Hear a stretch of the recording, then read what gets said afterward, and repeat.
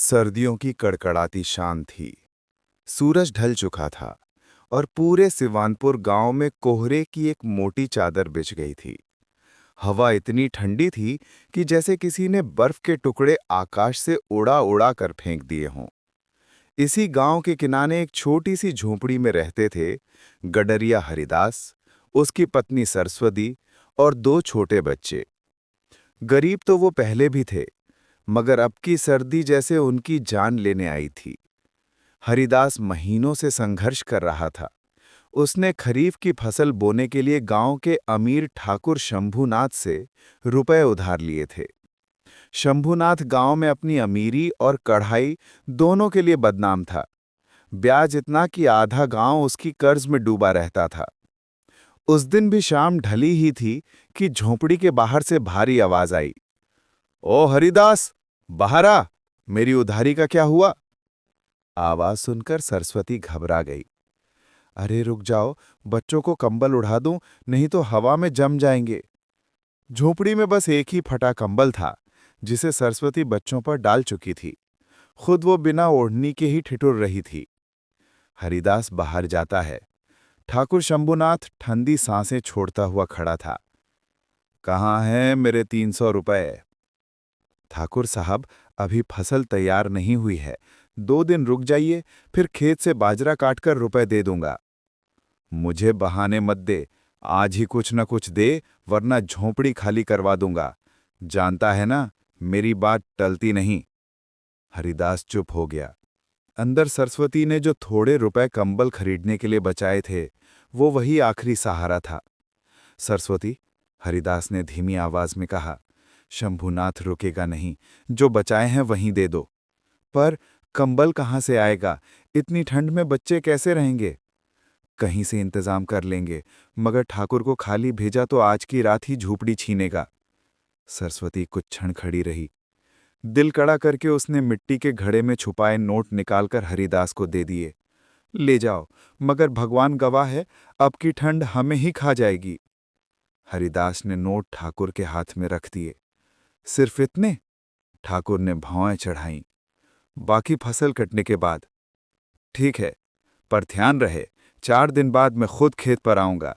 अगर एक भी रुपया कम मिला तो इस झोंपड़ी और खेत दोनों पर मेरा कब्जा होगा। ये कहकर वो भारी कदमों से चला गया। हरिदास वापस आया तो सरस्वती जमीन पर बैठी थी। बस एक चादर है घर में, उससे बच्चों को ओढ़ा दिया, हम कहाँ से कंबल लाएंगे? कभी कभी सोचता हूं खेती छोड़ दूं, मजदूरी कर लूंगा, पर इस ठंड में भी कर्ज क्या करें? छोड़ने से क्या होगा? रोटी कहाँ से आएगी? बस भगवान ही मालिक है। रात बढ़ने लगी। झोपड़ी की टूटी खिड़की से तेज हवा घुस रही थी। सरस्वती ने अंगीठी जलाई, मगर उसमें भी बची लकड़ियां गिनी चुनी थीं। चारों पास सिमटकर बैठे रहे। रात किसी तरह बीती। अगले दिन सुबह जब हरिदास खेत पर पहुंचा तो पाले ने सारी फसल जला दी थी। हे रहम, सब खत्म। उसके पैरों तले जमीन खिसक गई। जिस आशा पर घर टिका था, वो बर्फ बनकर टूट चुकी थी। शाम को वो घर लौटा खाली आंखें लिए। क्या हुआ? सरस्वती दौड़कर बोली। फसल बर्बाद हो गई, एक दाना नहीं बचेगा। सरस्वती बैठ गई, मानो शरीर से प्राण निकल गए हों। अब ठाकुर आकर क्या करेगा? हम कहाँ जाएंगे? हवा फिर ठंडी हो उठी। रात चढ़ रही थी। बच्चों को तेज सर्दी लग गई थी। उनके होंठ नीले पड़ रहे थे। कुछ करो, सरस्वती रो पड़ी। रमू चाचा के यहाँ से लकड़ी ले आता हूं, हरिदास बोला और अंधेरे में निकल गया। रास्ते भर बर्फीली हवा दौड़ रही थी, जैसे कह रही हो, आज किसी को नहीं छोड़ूंगी। किसी तरह वो रामू चाचा के पास पहुंचा। चाचा, 2 लकड़ियां दे दो, घर में बच्चे जम जाएंगे। अरे हरिदास, मेरे पास भी थोड़ी ही बची हैं, फिर भी कुछ दे देता हूं, सुबह जंगल से और ले आना। लकड़ियां लेकर वो लौटा। उस रात भी वे लोग उसी बची खुची गर्माहट में रात गुजारते रहे। तीसरी सुबह जब सर्दी ने गांव को जकड़ रखा था, ठाकुर फिर आधमका। ओ हरि तीसरी सुबह जब सर्दी ने गांव को जकड़ रखा था, ठाकुर फिर आधमका। ओए हरिदास, बाकी रुपए लाओ। हरिदास बाहर निकला, ठंड से कांपता हुआ। ठाकुर साहब, फसल तो खत्म, मेरे पास कुछ भी नहीं बचा। मतलब मेरे पैसे भी गए? कुछ दिन और दे दो, मजदूरी करके चुका दूंगा। नहीं, या तो अभी पैसे या झोपड़ी और खेत मेरे, निकल जाओ यहां से। हरिदास हाथ जोड़ता रहा, सरस्वती गिड़गिड़ाती रही, बच्चे रोते रहे, पर ठाकुर का दिल पत्थर का था। मैं किसी की नहीं सुनता, अभी निकल जाओ। उनका घर छिन गया, चारों सड़क पर आ गए। कड़कड़ाती ठंड, तेज हवाएं और कहीं छांव तक नहीं। चलते चलते वे गांव के किनारे एक पुरानी सी झोपड़ी पर पहुंचे। देखो, शायद खाली हो, हरिदास बोला। अंदर गए। चारपाई, कुछ कपड़े, मगर कोई इंसान नहीं। थोड़ी देर रुकते हैं, शायद मालिक आए तो बता देंगे अपनी हालत। अंगीठी जलाई, मगर लकड़ियां खत्म थीं। हरिदास लकड़ियां ढूंढने बाहर गया। थोड़ी दूर एक बूढ़ी औरत बर्फ में गिरती सी मिली। अम्मा, अरे उठिए, क्या हुआ? वो ठंड से बेहाल थी, बेहोश हो चुकी थी। हरिदास उसे उठाकर झोंपड़ी में ले आया। धीरे धीरे अंगीठी की गर्माहट से बूढ़ी औरत ने आंखें खोलीं। बेटा, तू कौन? मैं तो जंगल से उपले बेचकर लौट रही थी, शायद ठंड लग गई। अम्मा, ये आपकी झोंपड़ी है क्या? हाँ बेटा, अकेली रहती हूँ। फिर हरिदास ने अपनी सारी व्यथा बता दी। अम्मा रो पड़ी। हाय रे गरीब, उस ठाकुर को जरा भी दया नहीं आई। तुम लोग यहीं रहो, मेरा घर है, मेरा दिल है। भगवान ने तुम्हें मेरे पास भेजा है। उस रात सभी वहीं रुके। अगले दिन हल्की धूप निकली। अम्मा, आज उपले मैं बेचकर आता हूं। हरिदास बोला। ठीक है बेटा। उपले बेचकर उसे थोड़े पैसे मिले। कुछ और करना पड़ेगा, उसने सोचा।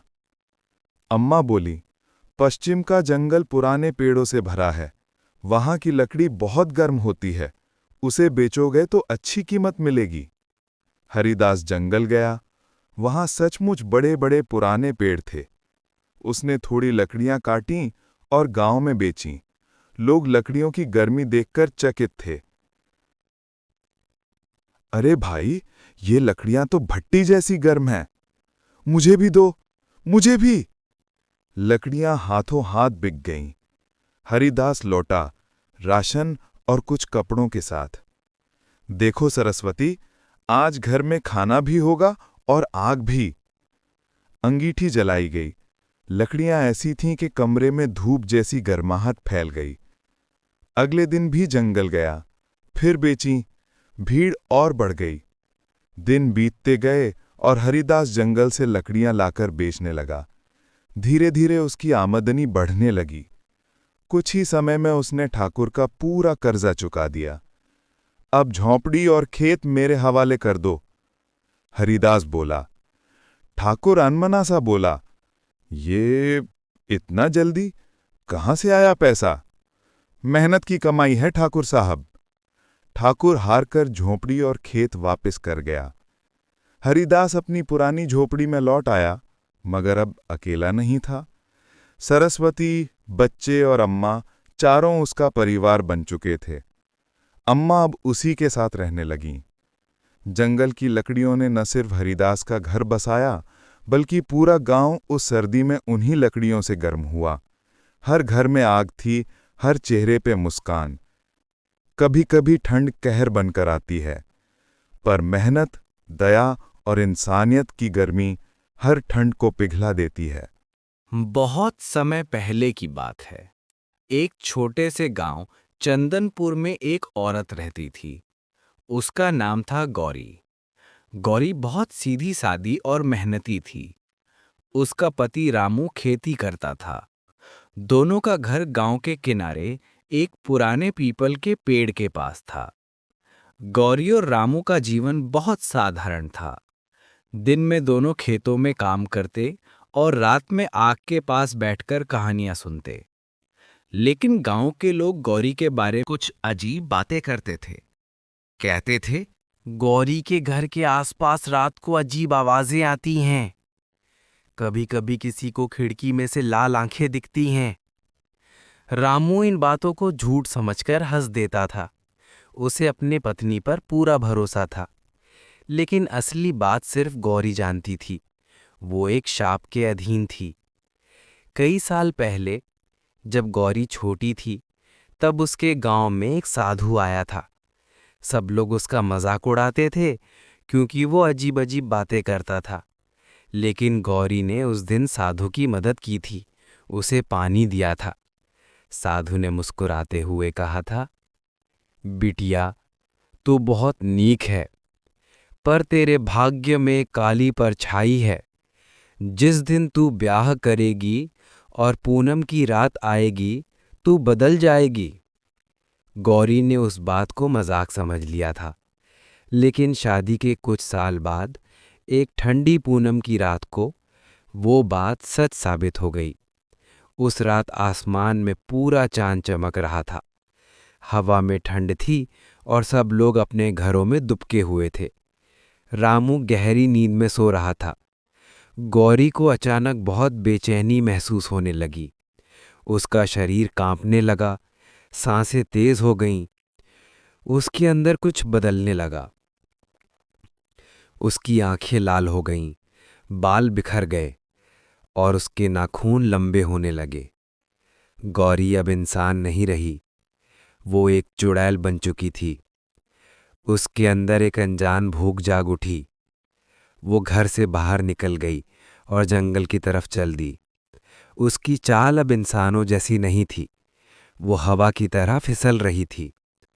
जंगल में उसने देखा, वहां जंगली जानवरों की हड्डियां बिखरी पड़ी थीं। वो जोर से चीखी और फिर पेड़ की डाल पर बैठकर चांद को देखने लगी। सुबह होते ही जब सूरज निकला, गौरी फिर से वैसी ही बन गई जैसी पहले थी। उसे कुछ याद नहीं था, बस शरीर में थकावट थी। रामू ने पूछा, गौरी, तू रात को कहाँ चली गई थी? गौरी ने हैरानी से कहा, कहाँ? मैं तो सो रही थी।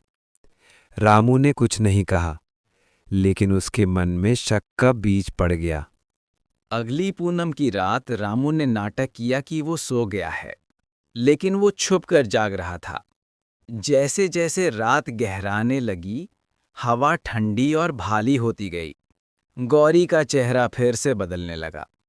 उसकी आंखें लाल, बाल खुले और उसका मुंह एक डरावनी मुस्कान में बदल गया। रामू का दिल जोर जोर से धड़कने लगा। वो चुपचाप गौरी के पीछे जंगल तक गया। वहां उसने देखा कि गौरी चुड़ैल के रूप में पेड़ पर चढ़कर चांद को निहार रही थी और अजीब आवाजें निकाल रही थी।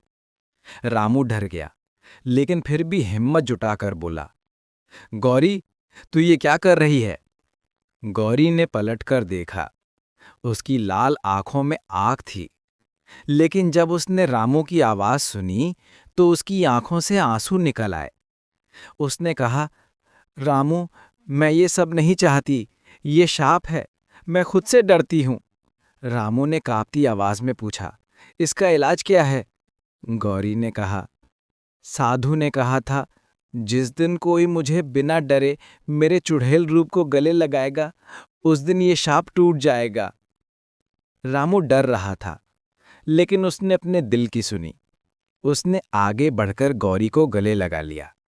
भले ही वो चुड़ैल थी, लेकिन उसके अंदर वही गौरी थी जिसे वो प्यार करता था। जैसे ही उसने उसे गले लगाया, तेज हवा चलने लगी। चांद की रोशनी और भी चमकदार हो गई। गौरी चीखी, आह! और फिर सब शांत हो गया। धीरे धीरे उसकी आंखें फिर से सामान्य हो गईं। बाल ठीक हो गए। वो फिर से इंसान बन गई थी। उस रात के बाद गांव में कोई अजीब घटना नहीं हुई। पूनम की रातें अब शांत थी। गौरी और रामू ने साधु के लिए गांव में एक छोटा मंदिर बनवाया। लोग अब उन्हें प्यार और सम्मान से देखते थे। गौरी अब हर पूनम की रात मंदिर में दिया जलाती और प्रार्थना करती कि किसी और के जीवन में ऐसा शाप कभी ना आए। ठंडी हवाओं में अब डर नहीं, बल्कि प्रेम और भरोसे की कहानी गूंजती थी।